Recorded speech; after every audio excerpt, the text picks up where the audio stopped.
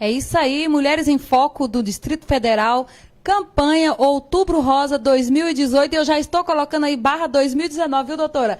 Que é para a gente dar continuidade nessa programação aí durante os 12 meses para a próxima campanha em outubro de 2019. Então, mulheres, fiquem atentas, acompanhem, compartilhem esse vídeo aí, porque vai ser muito importante. Vou estar recebendo aqui agora a doutora Fátima, mastologista, ginecologista, professora da Faculdade de Medicina na UNB. Olha, essa consultoria aqui que a TV Web Estação 26 conseguiu aí para vocês, né? Uma pessoa que realmente está ali compartilhando com outras mulheres que vivenciam o que essas mulheres estão passando aí ao ser diagnosticadas, né? Com o câncer de mama, o câncer no colo do útero e muitas outras coisas que ela vai poder estar esclarecendo conosco. Então já vou passar a palavra para ela. E você, se tiver alguma pergunta, como eu já disse, envie aí para a TV Web Estação 26, que o Ielto Ferreira vai estar passando aqui a pergunta para a doutora Fátima responder. E também eu peguei algumas perguntas aqui de algumas pessoas que me pediram para esclarecer. Perguntas que são tão simples, mas que as pessoas ainda não conhecem e não têm resposta, viu, doutora Fátima? Então, vou estar passando a palavra para a doutora Fátima e eu vou aguardar aí que vocês, ouvintes e telespectadores aí de todo o Brasil, você também que está aí no exterior, também pode mandar seu esclarecimento, pode pedir um esclarecimento aqui, porque o câncer, ele não escolhe, né, a região, ele não escolhe a classe social. Então, tem muita coisa aí para a gente discutir e avançar, porque a campanha Outubro Rosa agora vem mesmo para avançar aqui no Brasil e principalmente aqui no Distrito Federal, que nós queremos fazer a diferença aí no atendimento às mulheres do Distrito Federal. Seja bem-vinda, doutora Fátima. Pode cumprimentar os nossos telespectadores. Muito obrigada, Kátia. Obrigada, Ielta. Obrigada a todos os ouvintes, né? Nós estamos aqui agora discutindo exatamente o Outubro Rosa.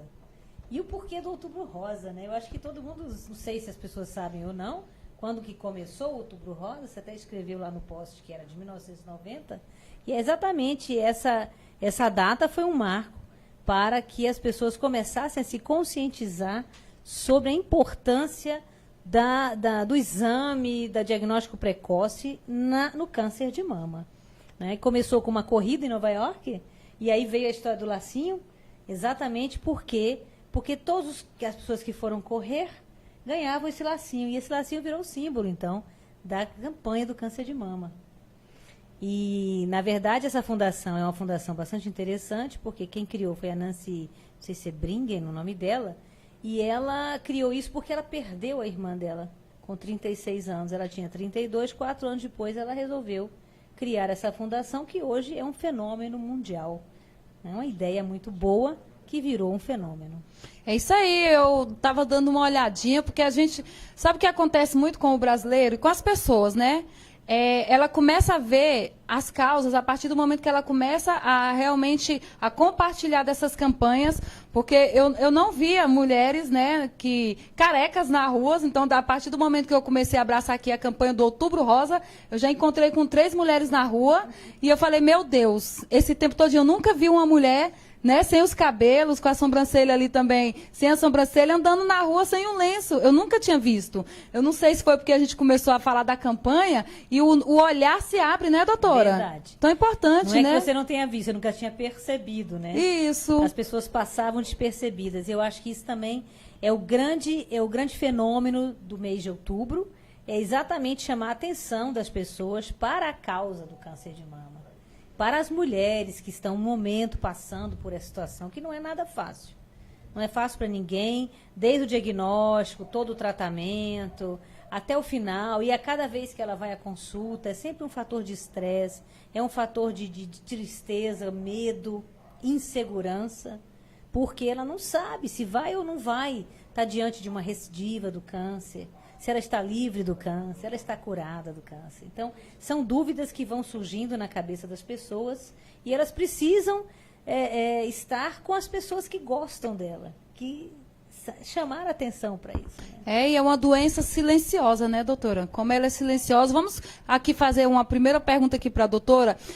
Qual a idade que deve ser feita a consulta ao ginecologista e ao mastologista? Então, vamos fazer 2 coisas, né? Primeiro, o ginecologista.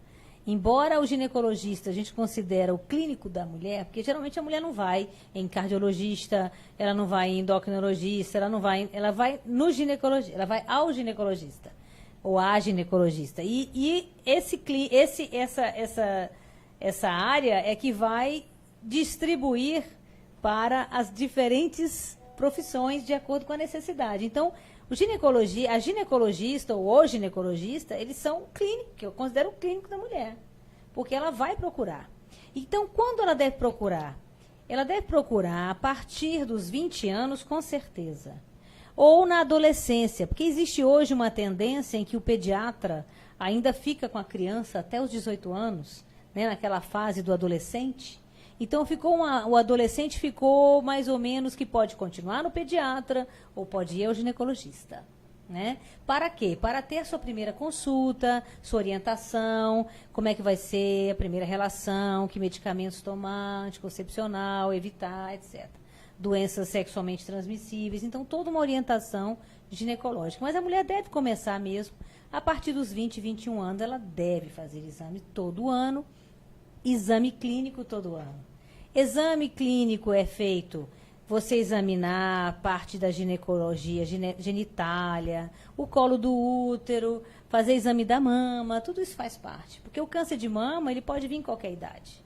É claro que existe uma idade em que há um pico, mas ele pode vir em qualquer idade. Então, a mulher deve ser submetida ao exame clínico a partir dos 20 anos, 100% de todas elas deveriam estar sendo submetidas, né? Aí você fala assim, não, mas e qual é a idade mais importante para a mastologia? Do ponto de vista clínico, o mastologista ele deve vir sempre que tiver alguma dúvida, né, na ginecologia em relação a uma lesão ou um nódulo que apareça na mama. Isso não tem idade. Porém, espera-se que meninas de 15 a 21, 25 anos, os nódulos que aparecem nessa idade, eles são nódulos benignos, na sua essência. Então, a gente não espera nessa idade ter câncer, embora exista, mas é muito raro. Eu até brinco que é igual tirar... Não é brinco, né? Não é uma coisa linda nem alegre, mas eu digo assim, é como se você tirasse na loteria ao contrário, né? Quer dizer, você foi escolhida a dedo para ter um azar enorme de ter um câncer na faixa etária até os 35 anos. De lá em diante, a mulher deve ser submetida a um exame mamário regular, geralmente feito por um clínico, que pode ser o ginecologista ou o próprio mastologista. Depois dos 40 anos, com certeza, ela deve fazer exame clínico e, em alguns casos, dependendo do risco dessa mulher, fazer exame também radiografias mamárias, que seria uma mamografia. Mas aí são discussões que a gente pode ter daqui a pouco com as suas perguntas. Você fez uma listinha. Eu fiz uma listinha, mas são perguntas, igual eu falei, são perguntas simples, né? Mas são importantes. Essa informação que você está passando aqui, às vezes a pessoa não sabe. Será com que idade eu posso ir lá fazer o exame? Será que eu tenho o direito de fazer esse exame? Porque eu vejo que nessas campanhas aí, a gente vê aí algumas clínicas particulares, né? Igual o SEIB colocou uma campanha aí, que dá um desconto lá para a mulher e coloca uma idade. Então, a partir dos 50 aos 62 anos, e aquelas mulheres, né? Então, a campanha ela tem que ser mais aberta, né? Para partir do público em geral. A gente também fica determinando uma idade, ou muitas coisas que a gente vai falar aqui na questão de tratamento, essas filas de espera, né? Que a pessoa tá naquele primeiro momento ali, tem que esperar aquele que já está no estágio avançado. A doença não vai ficar na fila, né? A doença não vai ficar na fila. Mas vamos aqui. Eu queria saber quais são os exames para um diagnóstico mais preciso. Então, a mamografia é o exame melhor que nós temos, é a nossa primeira arma. Não é? Por quê? Porque a mamografia não é que ela seja 100%, mas é um exame importante porque ele vai dar diagnóstico das lesões iniciais. Que lesões seriam essas? As microcalcificações, nódulos que a gente não consegue palpar. Mas esse exame ele só consegue ver melhor a mama a partir dos 40 anos. Antes disso, por que não fazer? Primeiro, porque não traz grandes benefícios, porque a mama é muito densa. Então, a mama muito densa, muito rica em glândula mamária, ela não é tão visível como uma mama que já passou dos 40 anos. Essa mama, que é abaixo, ela deve ser feita, a mulher deve fazer exame clínico. Autoexame não é uma coisa ruim, embora hoje a gente não pregue mais o autoexame como uma coisa obrigatória para o seu diagnóstico. O autoexame ele é bom porque a mulher passa a se conhecer. Mas muitas vezes esse autoexame traz muito estresse. Então, para substituir o autoexame, ela deve fazer exame clínico. Quem é que faz o exame clínico? O ginecologista e o mastologista. Esses são os profissionais que são treinados para conhecer a mulher, né? E quando deve começar a mamografia? Esse é um grande questionamento hoje, em qual é a idade que se deve começar. Antigamente a gente colocava 40 anos, e aí foram vários trabalhos na literatura mostrando que aumenta o risco de lesões que não deveriam ter sido descobertas, que às vezes nem eram para ter sido descobertas, e aí vem aqueles falsos positivos que a gente chama. Então, as mulheres se submetem a muitas biópsias sem necessidade. Então, nós estamos chegando mais ou menos a um patamar entre 45 e 50 anos. Então, a primeira mamografia deve ser feita aos 45, entre 45 e 50, em mulheres de baixo risco, aquelas que são da população geral, que não tem nada, elas devem se submeter a partir dessa idade e a partir dos 50 anualmente. Isso é um direito da mulher e é um dever do Estado fornecer essas mamografias. E a gente vê que nossos serviços de saúde, né, as mulheres até querem fazer a prevenção, mas acabam desistindo, porque às vezes tem que madrugar numa fila. E a gente estava aqui, né, eu já entrevistei aqui a professora Etel, a professora Francis, e até surgiu aqui, vamos criar aí o Na Hora da Mulher, né? É verdade. O Na Hora da Mulher, onde ela chega lá, faz sua mamografia, seu autoexame, e todos aqueles, os exames mais simples, que ela chegue e faça aqueles exames mais simples, mas que seja um centro de atendimento para as mulheres, porque está se questionando aqui a construção de um hospital para a mulher. Então, a gente sabe que construir um hospital não vai atender todas as mulheres. Não vai atender. Então, a gente precisa de coisas mais efetivas, onde realmente atenda o público para essa fase inicial.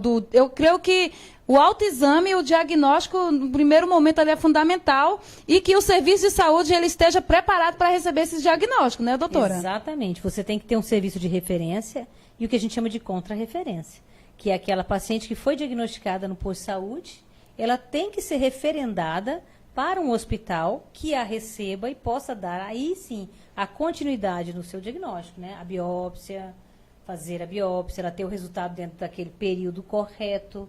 Depois ela começar a fazer o tratamento, que pode começar com a quimio, pode começar com a cirurgia, pode começar a não fazer nada, apenas observação. Então, existem várias etapas que têm que ser cumpridas dentro de um certo limite de tempo. Aliás, a nossa candidatura foi exatamente pensando nisso, né? Em mexer com essa parte da saúde para que as mulheres tenham esse direito, né? Mas nós temos aí, viu, cinco deputadas federais, né? 5 mulheres que precisam estar realmente vinculadas com o DF, não é? Para que elas comecem a mostrar que vieram para fazer a diferença. E a senadora. Então, nós temos lá 5 mulheres lá e uma senadora para cobrar, por enquanto, são 3 distritais, né? Aqui no Distrito Federal, 3 distritais. Mas olha aí, já é um bom número de mulheres aqui dentro do Distrito Federal para que a gente, Mulheres em Foco do Distrito Federal, junto, né, com a doutora Fátima, a gente vai lá cobrar. Vamos pensar em projetos aí para ajudar as mulheres. Não deixar os projetos engavetados, porque nós temos que pensar aqui no bem comum, nós temos que pensar no outro, né? Então, a gente falando de propósito aqui, a professora, anota aí esse projeto, mas não é para anotar, não, é para fazer, né? Para fazer. Vamos aqui para mais uma pergunta.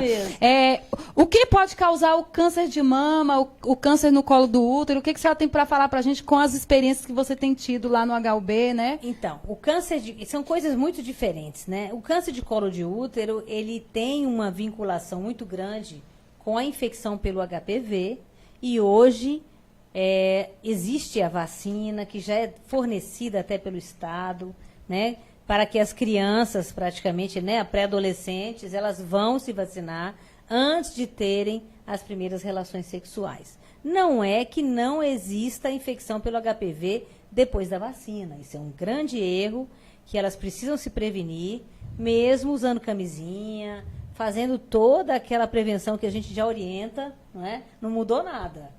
Apenas esses 2 grupos de famílias virais, que são os mais agressivos para a mulher, que é o número 16 e o 18, que estão contemplados na vacina, para que ela não tenha infecção por esses 2 tipos virais, e aí sim, desencadear processos que vão levar ao câncer. Nem todo mundo eu até brinco que nem tudo que reluz é ouro, mas todo ouro reluz. Quer dizer, nem todo mundo que vai ser infectado pelo HPV vai ter câncer de colo de útero. Mas o câncer está vinculado a esse tipo de infecção. Então, a maioria das mulheres, ela se cura espontaneamente. E isso é importante falar. A outra grande maioria que começa a evoluir para lesões precursoras do câncer, elas também vão se curar espontaneamente, lá na frente, ou por alguma ação médica, uma biópsia, uma cauterização, uma retirada daquela área. Poucas vão evoluir para câncer, mas nós sabemos quem são elas, e é por isso que a prevenção vem para todo mundo, não é? A mesma coisa acontece com o câncer. Nós não sabemos que mulheres vão ter câncer de mama. Sabemos que existem grupos de risco para câncer de mama. Que grupos são esses? Mulheres que têm alterações genéticas. E isso é importantíssimo saber. Você pensa numa história clínica, a mãe teve câncer, a irmã teve câncer, a tia teve câncer, quer dizer, ela é a próxima, provavelmente. E existem testes genéticos hoje que eu acho fundamentais começarmos a cobrar dos nossos gestores a introdução desses testes genéticos no SUS. Porque elas podem ser submetidas de forma particular, mas eles são caros. Sim. Mas se eu submeto uma mulher hoje a um teste genético e digo que ela é uma portadora de mutação, eu sei que ela tem uma chance altíssima de ter câncer, eu vou prevenir o câncer dessa mulher. Por uma série de fatores. Eu vou agir diferente com ela do que eu vou agir com a população em geral. E isso é fundamental para ela, mulher, porque vai estar protegida de alguma forma, e para o Estado, porque é muito mais barato você fazer um teste genético do que você tratar um câncer. O tratamento é caro, a quimioterapia, todos os efeitos da quimioterapia, a mulher fica internada, ela toma remédios caros para que ela possa ficar novamente saudável. Então, assim, é uma série de coisas que podem ser evitadas se nós começarmos a mudar, e os nossos gestores também. Qual é o grupo de risco? Esse é um grupo de risco. Mas existe todo o resto, né? O grupo de risco é mais ou menos 5%. No máximo 10% hoje, com todos os testes que a gente vai tendo. Vamos descobrindo outras mutações que têm a ver com o câncer de mama.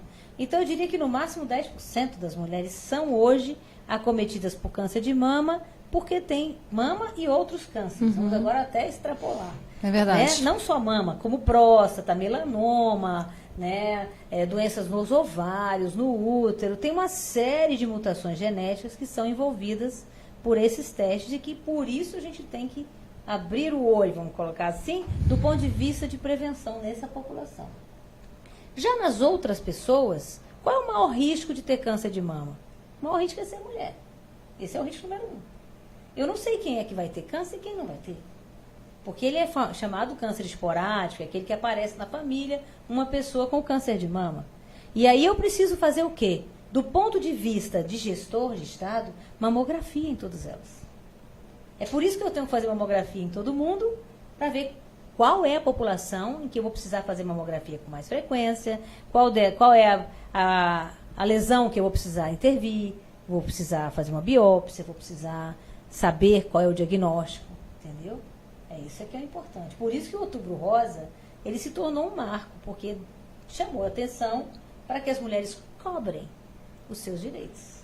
É isso aí, então, Outubro Rosa, né, mais do que nunca falando que a prevenção é o primeiro passo, né, doutora? De tudo, né? A prevenção. E na faixa etária correta, porque não adianta esperar aí chegar aos 40 anos para pensar, porque tem muita mulher que fala assim, não, eu tenho só 20 anos, as campanhas falam para ir fazer com 40 anos, e elas vão esperar até fazer os 40 anos para tentar o exame. Então tá errado, hein? Tem que começar a partir dos 20 anos aí, para poder se guardar, né? É verdade. Para detectar e o autoexame. Então, eu queria saber um pouquinho aqui sobre o autoexame da mama. Isso é muito importante, porque tem mulheres assim, não precisa não vou detectar. Então, eu não vou conseguir ver isso. Como que essa mulher pode detectar um nódulo? Como que ela pode fazer esse autoexame? Mas é igual o pessoal fala assim, ela vai buscar doença, né? Ninguém está falando em buscar doença, está falando em prevenção.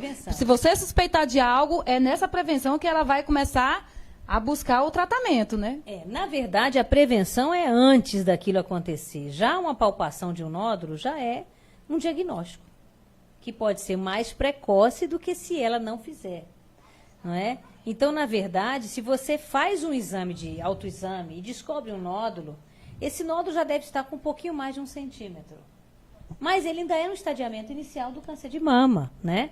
Então, assim, é estimulável fazer o autoexame? Eu acho que a mulher deve se tocar. Por quê? Porque ela vai conhecer a sua mama.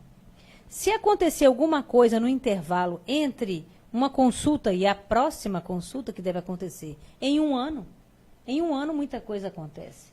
Então, se você se autoexamina, você não tem estresse com isso e consegue fazer um bom diagnóstico, tá aí.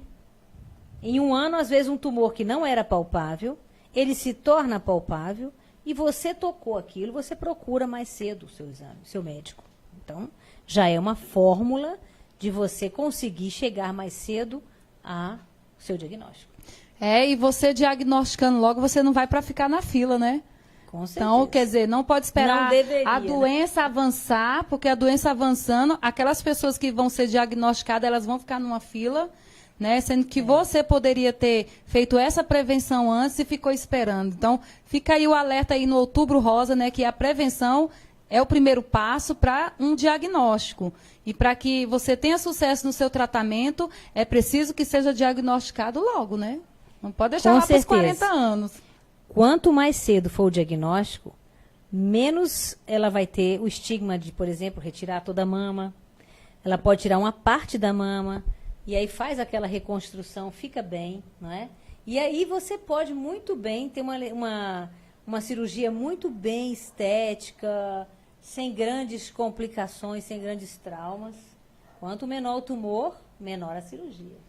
E a gente está trazendo muitas mulheres aqui que passaram pela mastectomia. Aí eu queria saber um pouquinho o que é essa mastectomia preventiva. Isso. A mastectomia preventiva, na verdade, é naquelas pacientes que têm alto risco para câncer de mama. Então, a gente tem uma paciente que tem mutação genética diagnosticada, ela já teve os filhos que ela precisa ter, ela não vai mais ter filhos. E aí, para evitar que ela venha a ter o câncer, se faz a mastectomia preventiva bilateral. Essa mastectomia, a gente faz a reconstrução imediata, não precisa fazer nenhum outro tratamento, porque ela é preventiva. Né?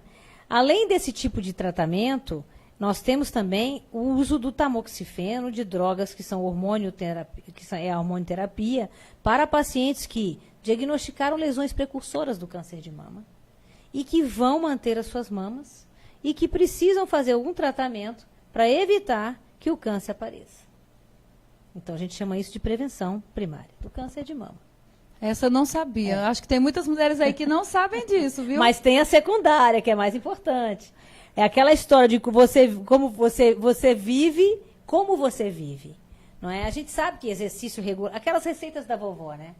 Exercício regular, alimentação saudável, não abuso de álcool, a gente já sabe que esse tipo de coisa, eles aumentam o risco para câncer.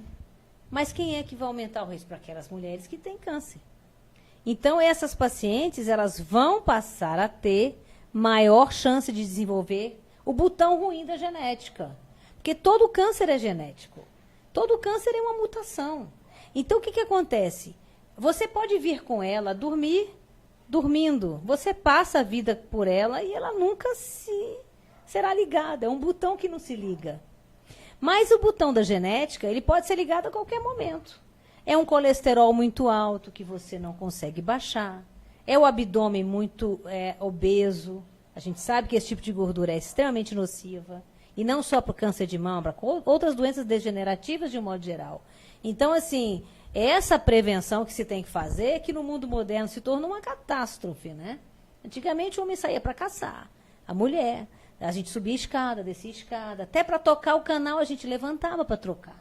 Hoje a gente tem lesão no dedo porque troca milhões de canais só com o dedinho. E o celular, né? E o celular. Então, quer dizer, na verdade, essa mudança de estilo de vida do ser humano trouxe com ela, essas doenças que são degenerativas de um modo geral. Nós estamos vivendo mais, mas não quer dizer que estejamos vivendo melhor.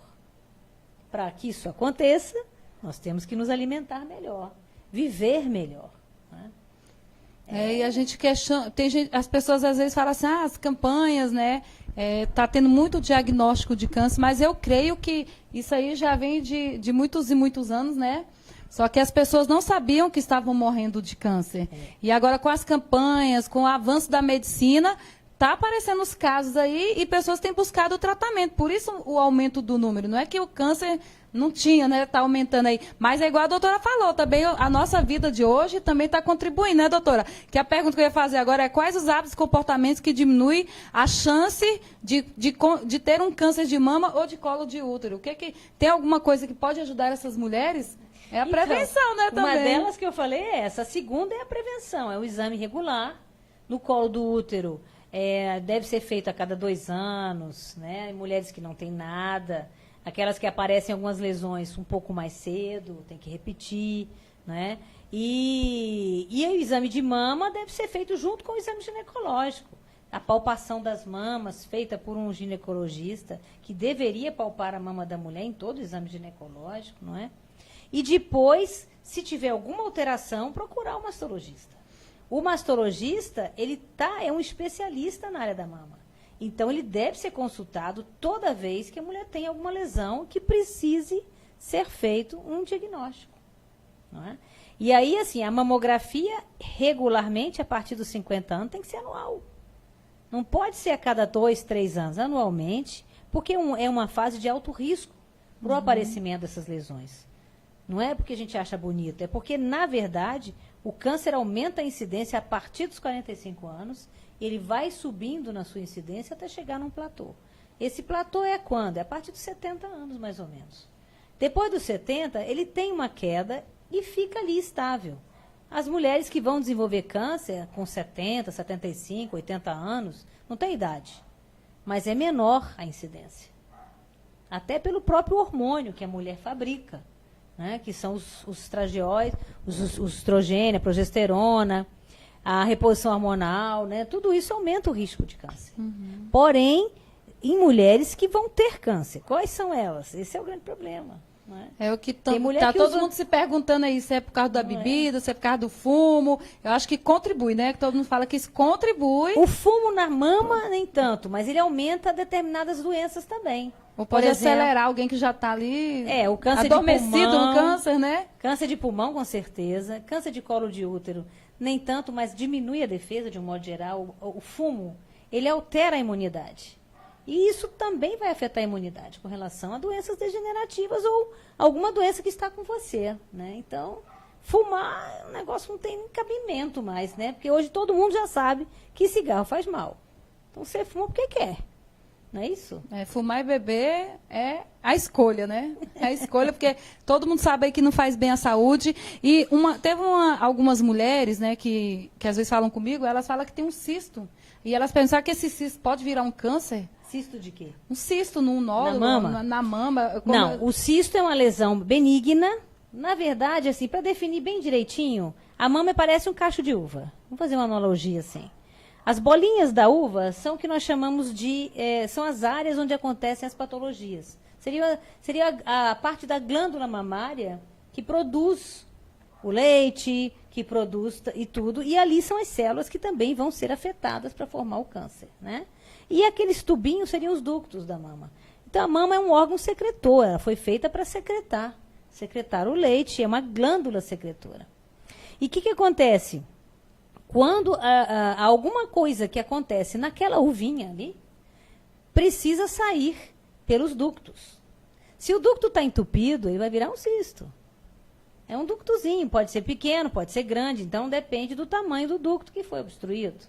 Porque a mama vai continuar secretando, independente da mulher estar ou não amamentando. Ela é uma glândula secretora por excelência. Não é? Então, o cisto é benigno. Agora, existem, porque na medicina, se você puder complicar, você vai complicar. Né? Se for aprofundar aqui, né, nós estamos sendo assim, mais legível possível aqui. Então, assim, cistos são, na sua essência, benignos. Não tem que preocupar. É uma bolinha d'água que, se você tiver com muita dor, a pessoa funciona e aquilo ali esvazia, a parede colaba, acabou, vira uma cicatriz na mama, pequenininha. Tudo isso é invisível, né? Mas existem cistos que aparecem e há lesões dentro desse cisto. São muito raros. Muito raros. Mas se isso acontecer, tem que procurar o mastologista para dar o diagnóstico. Diagnóstico aí é fundamental para ter uma Fundamental. resposta, né? Fundamental. Para ter uma resposta, tem que procurar aí um mastologista. E é possível os homens ter câncer de mama, doutora? Pois é, é.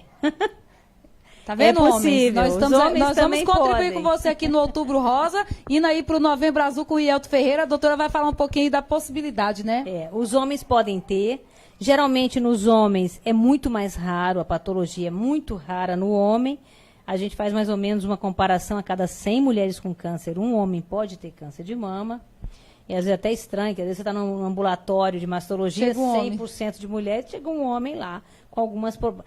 Na verdade, o homem pode ter câncer. Existem algumas lesões que são precursoras de câncer, não é?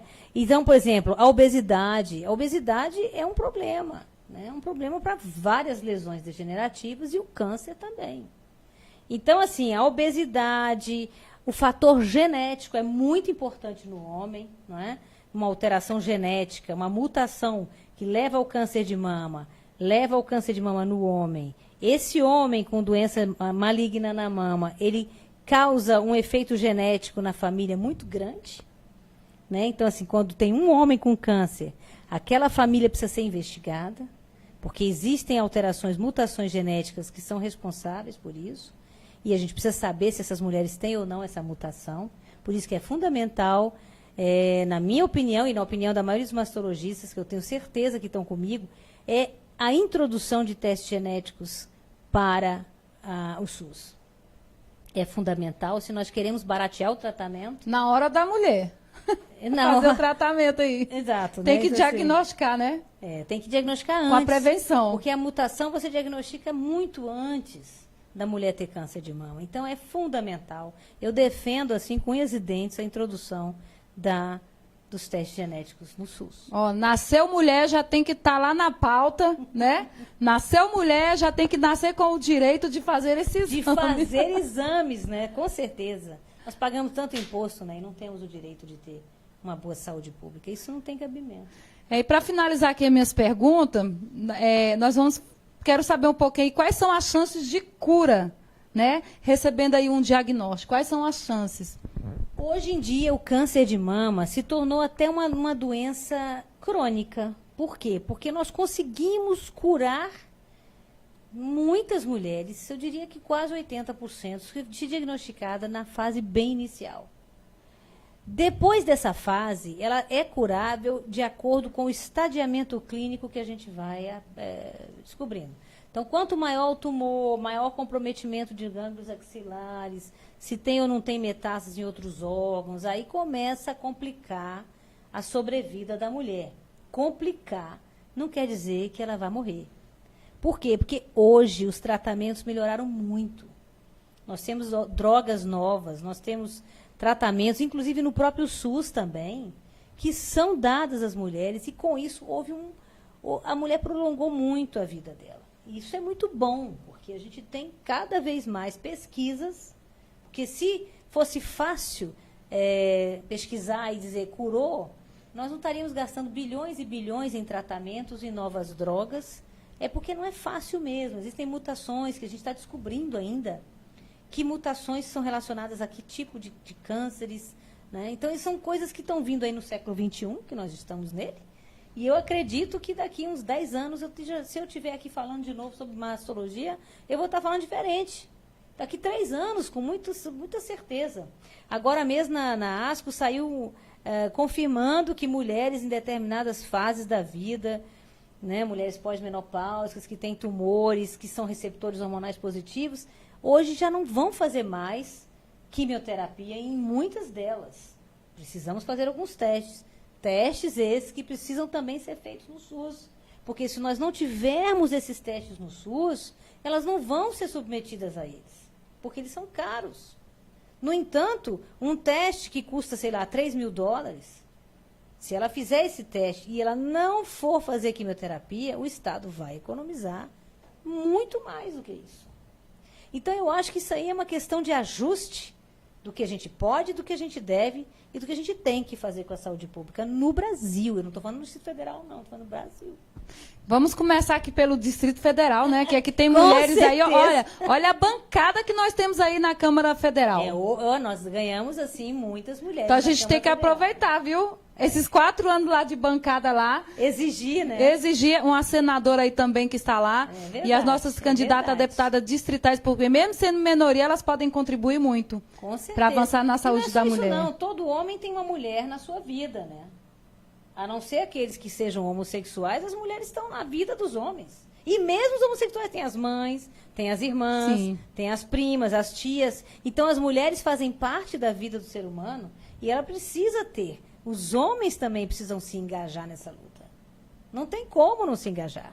É isso aí, então, a doutora Fátima, né, que é mastologista, ginecologista, professora aí da Faculdade de Medicina da UNB, ela vai deixar aqui uma mensagem final, porque eu creio que tem pacientes aí que te conhecem. Veio uma moça aqui, igual eu falei para ela, de Santa Maria, né, que conheceu ela lá no hospital, lá na HUB, e ela ficou tão feliz, ela veio aqui para contribuir, falar assim, contar um pouquinho da história dela, e ela até falou um pouquinho do processo, coisas que ela está passando que eu nem imaginava que tinha, na questão da reconstrução da mama, Isso na é questão da importante. cirurgia, então isso é muito importante para que a mulher seja informada, porque às vezes a mulher fala, vou fazer a cirurgia de retirada da mama, e já contando que já vai sair com a sua mama reconstruída, e durante os programas aí nós vamos estar revelando esses detalhes, né? Esses detalhes aí, então a informação é muito importante. Doutora Fátima, eu queria que você deixasse aí suas redes sociais, aonde as pessoas podem te procurar, para tirar mais dúvidas. Você está respondendo aí pelo Facebook, pelo seu Instagram,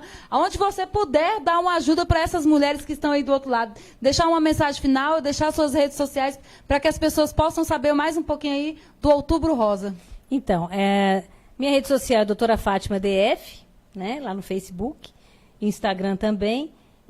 Eu queria deixar só uma mensagem importante, porque a reconstrução mamária é um direito da mulher. E já tem leis que vêm desde a década de 80, que foram revistas, refeitas. Então, é um direito da mulher a reconstrução. Ela pode ser feita de forma imediata, logo que ela faz a cirurgia, ou em alguns casos em que não é possível fazer de imediato, fazer depois. E ela tem que cobrar isso, porque é um direito da mulher e é um dever do Estado fazer com que ela tenha isso é importante para a feminilidade da mulher. Então, ela precisa ser submetida à reconstrução, porque isso faz parte da saúde que ela vai ter depois do câncer de mama, porque é o que ela vai levar disso. Tem mulheres que ficam até mais bonitas, porque a gente faz uma cirurgia bacana. Nem toda cirurgia dá certo, mas a gente tenta fazer isso. E eu acho que isso é fundamental, porque no SUS, infelizmente, no Brasil inteiro, aumentou muito a taxa de reconstrução, mas ainda é, de longe, insuficiente para todas as mulheres que têm câncer de mama hoje no Brasil e principalmente no Distrito Federal. Então, eu queria deixar a mensagem que tem que cobrar dos nossos gestores, tem que cobrar do Estado o direito de vocês fazerem mamografia, terem um tratamento adequado, no tempo correto, com as drogas que precisam ser usadas, de forma correta e no tempo exato. Nós merecemos isso.